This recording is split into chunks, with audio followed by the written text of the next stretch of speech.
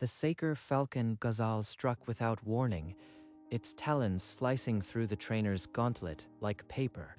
A crimson trail stained the sand where the handler staggered back, clutching his arm. 300 guests froze, champagne flutes hovering midair. 2 aides rushed the bleeding trainer toward the medical tent, the falcon still shrieking on its perch. Incompetent fools. That bird is worth more than your lives. That falcon isn't vicious. It's terrified. The Sheikh's investors exchanged uneasy glances. This gala was meant to showcase his power, not a disaster. On the gilded perch, Ghazal flared its wings, eyes wild, refusing every command from the approaching handlers. Behind the canapé trays, Mia's jaw tightened. She had seen this fear before, in the Wadi Rum, when a bird was pushed too far. The falcon's head swiveled, scanning the crowd, as if searching for the one voice it recognized. Mansour, get over here and control this cursed bird before it ruins everything. An old Bedouin with a weathered face and steady hands stepped onto the sand, his eyes never leaving the bird. Peace, Ghazal. I am not your enemy. Let me help you. But the falcon shrieked and flapped violently, nearly raking Mansour's face. The crowd recoiled with a collective gasp. A low murmur rippled through the guests, whispers of a bad omen, a bird that carried a curse from the old lands. Her grandfather's voice surfaced from the past. A falcon that attacks is not wild.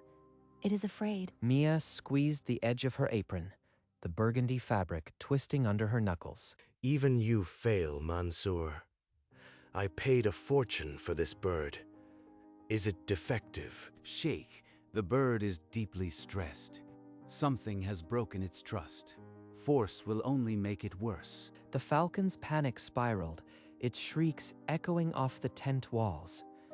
In the shadow of the buffet, Mia's hand drifted toward her apron strings, then stopped, fingers trembling. Sheikh Hakim's furious gaze swept the tent, landing on the one person who hadn't flinched. You, the waitress, staring like you've seen a ghost.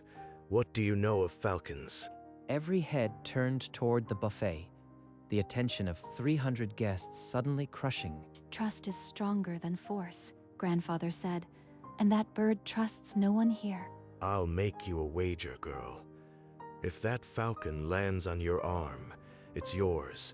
All $2 million of it. A ripple of laughter broke from the guests, though a few investors leaned forward, suddenly interested. Mia didn't flinch. She met his gaze and nodded, once slowly. Then let's see you try. Without a word, she slipped out of her burgundy apron and laid it on the buffet. The crowd parted instinctively, a corridor of silk and thobs opening between her and the falcon's perch. Mia stepped onto the warm sand of the arena, the chandeliers above casting her silhouette against the golden drapes. A young trainer handed her a thick leather glove. She pulled it on, never breaking eye contact with the bird. Then she raised her gloved arm, her lips forming a low, 3-note whistle, a sound older than the sand beneath her feet. The falcon froze mid-shriek, its wild eyes locked onto her, the frenzy draining from its body. With 2 silent circles, Ghazal descended, a controlled glide that ended with talons resting gently on her wrist. Sheikh Hakim's jaw went slack, his arm, raised for a dismissive gesture, hung frozen in the air. A collective gasp tore through the tent, then erupted into a roar of applause and disbelieving cheers. Mia didn't smile. She simply looked at the bird, its chest still heaving, and whispered something too soft for the microphones. That call. I haven't heard it in 40 years.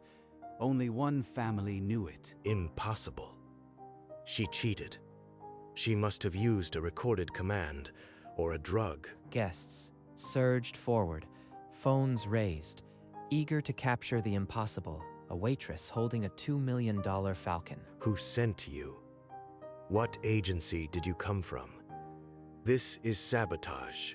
I'm just a waitress, your waitress. I was hired to serve canapés, not steal birds. Hakim ordered his trainers to inspect the glove and the bird. They found no device, no scent lure, no trick. Where did you learn that whistle, child? And do not lie to an old man who has raised birds his whole life. My grandfather, he was a falconer in Wadi Rum. He taught me when I was barely old enough to hold a jess. Mansour's eyes flickered with recognition, but before he could speak, Hakim stepped forward. His patience burned to ash. This bet was a joke, a jest. You can't possibly think I'd hand over a $2 million bird to a serving girl. But the crowd didn't laugh. A rumble of protest rose. Investors and sheikhs alike muttered that a bet was a bet. Mia stood motionless, Ghazal preening on her glove.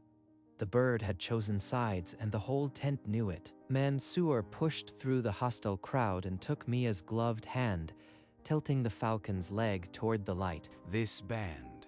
What is this crest? The silver medallion bore a symbol he hadn't seen in decades, a falcon and crescent intertwined. Mansour's hands began to shake. He looked up at Mia with sudden, desperate intensity. Your grandfather. What was his name, child? Tariq al-Jabari. The old falconer's face crumbled. He whispered a Bedouin prayer under his breath and stepped back. Across the arena, Sheikh Hakim's swagger stick snapped in his grip. He had heard the name. What did she say? What name did she speak? Mansour didn't answer. He stared at Mia as if she had summoned a ghost from the old bloodlines. Mansour gripped Mia's arm and pulled her into the shadow of a draped alcove, away from the hungry phones and Hakim's glare. That crest belongs to the Al-Jabari bloodline, the finest falcons the desert ever bred. I thought it died with your grandfather. He knows. He knows who my grandfather really was. Do you have his records? A book, perhaps?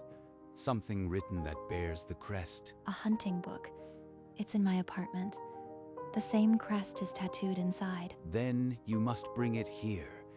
Without it, the sheikh will claim the bird as his property, and our laws will back him. Mansour glanced over his shoulder. Two of Hakim's security men had begun to drift closer, their eyes fixed on the alcove. If I leave now, they'll follow, but I have to try. Mansour pressed a folded key into her palm. My service gate. Go through the kitchen. And hurry, child. The sheikh's pride will not wait long. Mia walked out of the alcove and crossed the arena to where Hakim stood fuming, the falcon still perched on her glove. You wish to leave? Fine. But my man goes with you. I want to know every move you make. A black SUV sped through the desert night, its headlights splashing across the front of a worn apartment building. Inside her small room, Mia knelt before an old wooden chest and lifted the lid. Her fingers wrapped around the worn leather of her grandfather's hunting book, its weight heavier than she remembered. There it is, the same crest, just like he said. Proof of everything. She closed the book with trembling certainty, wrapped it in a cloth, and slid it into a small shoulder bag. When she returned to the tent, the guard peeled off and murmured into Hakim's ear. The sheikh's face went stony. A book?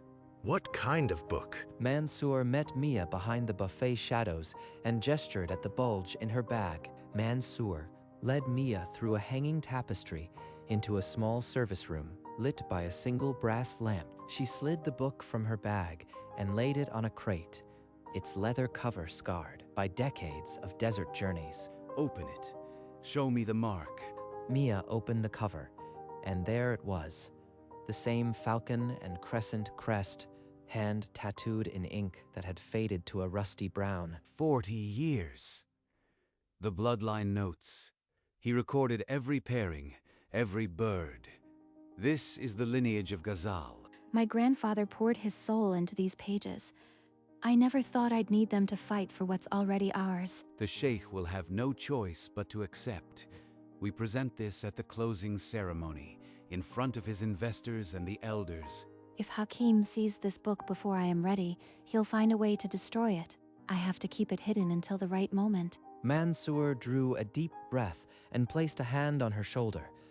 A rare gesture of solidarity across class and age. Together, They slipped back into the gala, the weight of a century-old truth pressed between them, and the clock ticking toward confrontation. As the gala hummed around her, Mia's vision blurred, not with tears, but with the hot sands of Wadi Rum. She saw herself at 10, sitting cross-legged beside a campfire, her grandfather's silhouette golden against the flames. His weathered hands pressed a needle into the leather cover, tattooing the falcon and crescent into permanence. His voice, like rustling parchment, carried a promise. One day, a falcon will find you and remind you of who you are. He lifted a bird from its perch and set it soaring, then whistled a 3-note call that carried across the canyon. Again, he said, and little Mia pursed her lips, the sound threading through the valley as the falcon circled back. This call is your birthright. It will speak to the bloodline when I am gone. The firelight danced in his silver beard as he closed the book and placed it in her small hands. The memory snapped. Mia was back under the chandeliers, the falcon Ghazal's weight steady on her arm. I understand now, grandfather. This is why I'm here. Mansour pulled Mia back into the service room, his eyes dark with a burden heavier than the book in her bag. There is something you must know before the ceremony.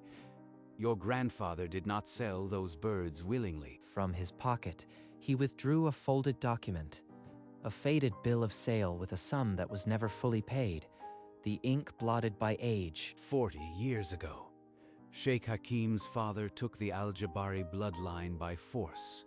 The debts were never honored. Stolen. All these years, I didn't know the full truth. This bird isn't just a bet, it's a theft that never ended. Ghazal is the last of that stolen line. His blood remembers just as yours does. That is why he came to you. Then this isn't about a wager anymore. It's about righting a wrong that has lasted 2 generations. Yes, but Sheikh Hakim will not give in easily. He will call it a lie, a forgery, anything to protect his father's name. Mia looked down at Ghazal, whose talons flexed gently on her glove. The bird had known all along. Let him try. I have the book, I have the crest, and I have the truth. Tonight, his father's debt comes due. Chandeliers dimmed. Sheikh Hakim ascended the dais, his smile thin and dangerous. Honored guests, to avoid further disruption, the Falcon Ghazal will be auctioned tonight. In the back row, Mia's fingers dug into the leather binding of the book. She rose slowly, the book clutched to her chest, and walked into the aisle. The crowd parted again, but this time no one laughed. Every phone tracked her. Sheikh Hakim, before you auction that bird, you should know it was never yours to sell. Guards, remove this woman. She is nothing but a fraud. But Mansour stepped forward, his voice cutting through the rising murmur. Let her speak. If there is truth to her claim, this gathering deserves to hear it. The book, its cover scarred by decades, gleamed under the chandeliers as she raised it high. Nonsense. You would bring a forged book to my gala. This is a desperate trick. The book is real, Sheikh. I have seen the crest myself, matching the band on Ghazal's leg. An ancient voice cut through the tension. Elder Suleiman, revered among the Bedouin, rose from his seat. Let me examine this book. If the bloodline speaks, I will know. His gnarled fingers traced the tattooed crest in the leather, then compared it to the falcon's silver band. The falcon tilted its head, as if recognizing the old man's touch. Silence clamped down on the tent as the elder raised his head. 40 years. I remember this bloodline. She speaks truth. This bird belongs to Al-Jabari. A great murmur of awe rippled through the guests. Every doubt had been stripped away. Hakim's face drained of color. The auction plan had crumbled, and his honor hung by a thread. Hakim's gaze drifted to a gilded portrait of his late father, a falcon perched on the old sheikh's wrist. He built this empire on a lie. The Al-Jabari bloodline, his greatest trophy, stolen before he could speak. The tent held its breath. 300 guests, the investors, even the guards froze. The elder speaks true. My father took the birds by force. The debt was never honored. A collective gasp swept through the rows. Investors in the front row exchanged dark glances, some turning away. Mia lowered the book, her face unreadable. No triumph, only the quiet burden of a granddaughter who had to expose a wound to heal it. Elder Suleiman placed a hand on the book, nodding gravely. The law of the desert had been spoken. I concealed this for 40 years because I was a coward. Let the truth stand. The confession hung in the air like a blade. No one moved. The waitress and the billionaire stood separated by sand, but the chasm between them had collapsed. Now, the only question left was what the sheikh would do to make amends. It's not about money. The falcon belongs where its bloodline is respected. She stroked the bird's chest with the back of her gloved finger, a gesture of pure kinship. Hakim watched her, his towering pride crumbling like a sand dune in a storm. He glanced at the front row. His investors looked away, some in disgust, some in pity. My billions mean nothing. I can't buy back a stolen bloodline with a check. He took a breath that shook his whole frame, then stepped forward onto the sand. Mia saw the surrender in his eyes before he spoke another word. The bird nestled against her, and the open book on the crate seemed to accuse him. 300 guests held their breath, sensing the billionaire was about to do the unthinkable. Hakim al-Khalifa, who had never knelt for anyone, lowered his eyes to the sand. Then, before 300 witnesses, Sheikh Hakim al-Khalifa lowered himself onto the sand, his knees pressing into the arena floor. A sound, half gasp, half cry, escaped the crowd. Phones captured the impossible. He lifted the falcon's jesses toward her, his hands trembling, but his gaze steady. The bird is yours. I was wrong to try to keep him. Mia stepped forward without a word, her gloved hand receiving the leather straps. Ghazal hopped onto her wrist, as naturally as breathing, and the tent erupted.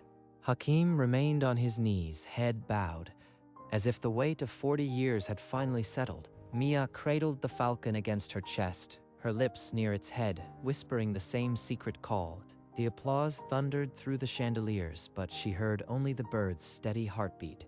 Sheik and waitress, now reversed in standing, shared a look that needed no translation. I am not worthy, but I beg you, become the steward of my muse. Teach us what we have forgotten. He gestured beyond the tent, toward the grand muse, where 100 falcons waited. The investors at the front tables stirred, exchanging sharp glances. This was not part of the evening's plan. He's offering me a kingdom, but I never wanted a kingdom. I only wanted what was stolen. Your grandfather's knowledge belongs in these muse. Let me learn from you. Let me make amends through action. Mia looked down at the kneeling sheikh, the man who had mocked her a few hours ago. The sand arena had become a court of judgment.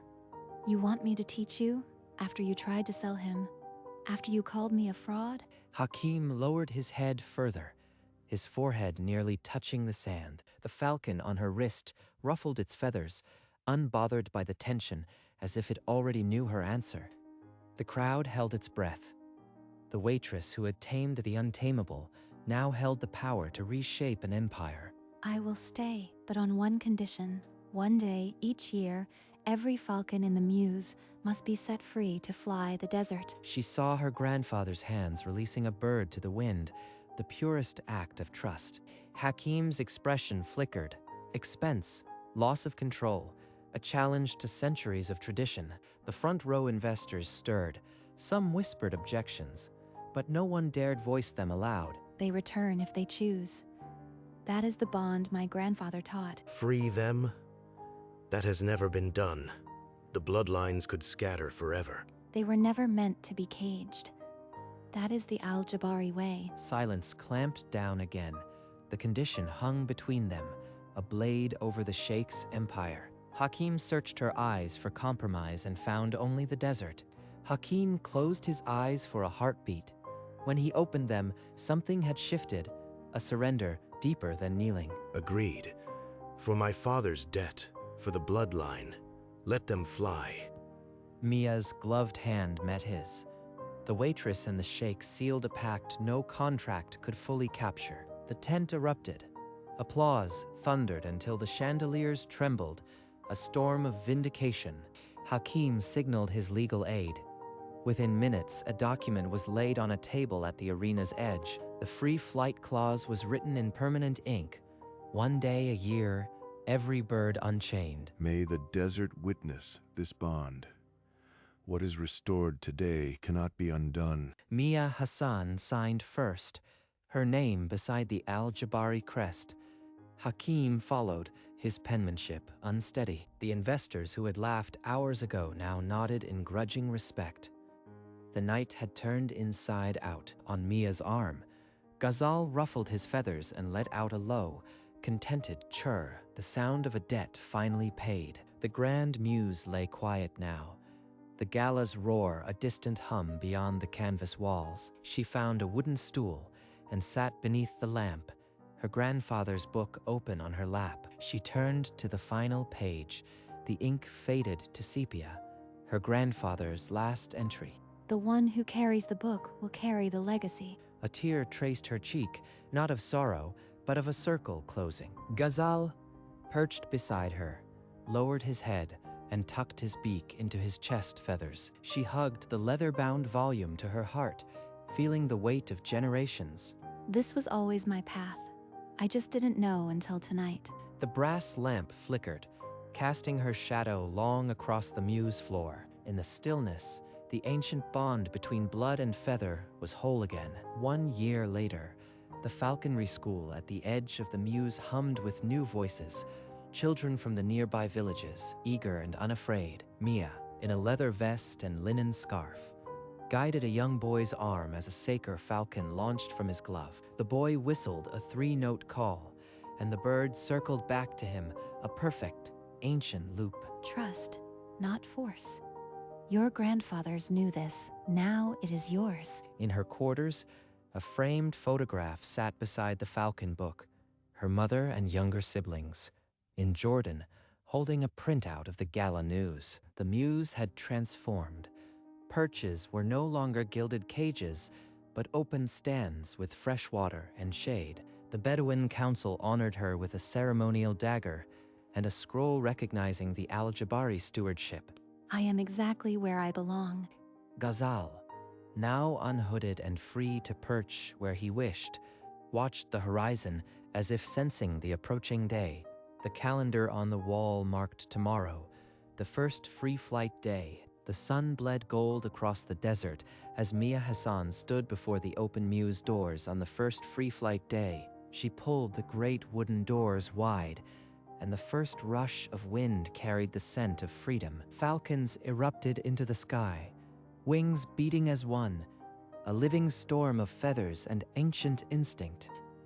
The crowd, villagers, students, even Sheikh Hakim, stood in hushed awe as Ghazal climbed higher than any other. For a heartbeat, the desert held its breath, watching the ancient bird become a speck against the dying sun. Then Mia raised her gloved arm and let out the 3-note call, a sound older than time itself. Ghazal folded his wings and dove, landing on her wrist with a soft thud, followed by the others one by one. They always come back. It's not a cage, it's a bond. One by one, the falcons settled on the sand around her, a circle of trust that no contract could ever buy. And at last, the waitress who had tamed the untamable stood not as a servant, but as a keeper of the desert's oldest promise.